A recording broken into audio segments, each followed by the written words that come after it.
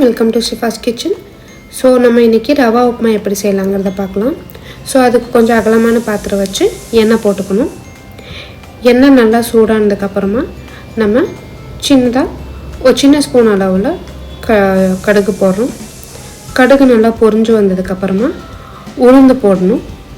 உளுந்து சாப்பிட்றதுக்கு நல்ல ஃப்ளேவர்ஸ் கொடுக்கும். ஸோ ஒரு டீஸ்பூன் அளவு உளுந்து கொஞ்சம் ப்ரௌன் ஆனதுக்கப்புறமா 2 டேபிள் ஸ்பூன் அளவு நம்ம நடக்கலை போடுறோம். அதாவது 20 கிராம் 30 கிராம் அந்த அளவில்.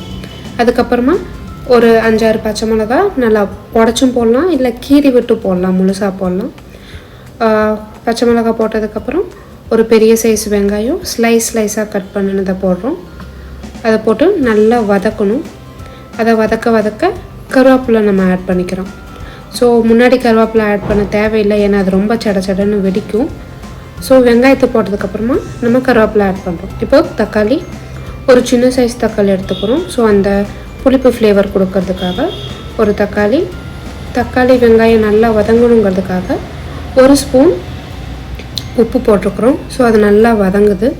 ஸோ இது எனக்கு நல்லா வதங்க ப்ளைன் ரவா உப்புமாக்கு பதிலாக கொஞ்சம் வெஜ்ஜீஸ் நம்ம போட்டிருக்கிறோம். ஸோ ஒரு கேரட் சின்னதாக கட் பண்ணி, கூட ஒரு 10-12 பீன்ஸ், அதையும் நல்லா மெல்லிஸாக கட் பண்ணிக்கணும், பொடிசாக கட் பண்ணி போட்டு வதக்குறோம். ஸோ இதை நான் கொஞ்சம் நேரம் ஒரு 2 மினிட்ஸ் நல்லா எண்ணெயில் ஃப்ரை பண்ணிவிட்டு நம்ம தண்ணி ஆட் பண்ணிக்கலாம். ஸோ இது நல்லா வதங்கினதுக்கப்புறமா தண்ணி, அதாவது 1 கப் ரவானா 2 கப் தண்ணி ஊற்றணும். ஸோ 1:2 ரேஷியோ நம்ம போட்டுக்கிறோம். ஸோ இது நல்லா வேகட்டும். ஸோ நம்ம க்ளோஸ் பண்ணி வச்சிட்டோன்னா அந்த காய்கறி வேகத்துக்கு சரியாக இருக்கும்.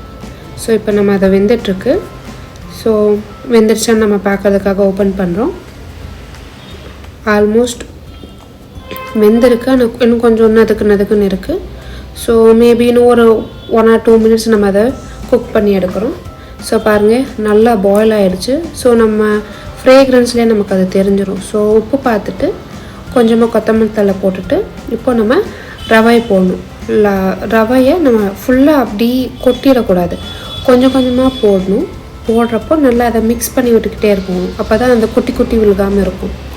ஸோ நமக்கு கொஞ்சம் உதிரியாகவும் இருக்கும். ஸோ நம்ம போடுறப்பவே நமக்கு தண்ணிக்கும் அந்த ரவைக்கும் உள்ள கன்சிஸ்டன்சி எவ்வளோ இருக்கும் அப்படிங்கிறது தெரிஞ்சிடும். ஸோ ஒவ்வொரு ரவை ஒவ்வொரு மாதிரி தண்ணி இழுக்கும்.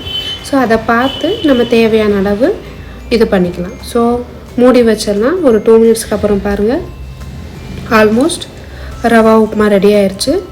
ஸோ இப்போது நம்ம அதை ஓர்ஸாக க்ளீன் பண்ணி ஒரு நிமிஷம் அப்படி தம்மில் வைக்கிற மாதிரி சிம்மில் வச்சு அதை பண்ணிட்டா நம்ம upma ready. So ready to eat. So happy cooking.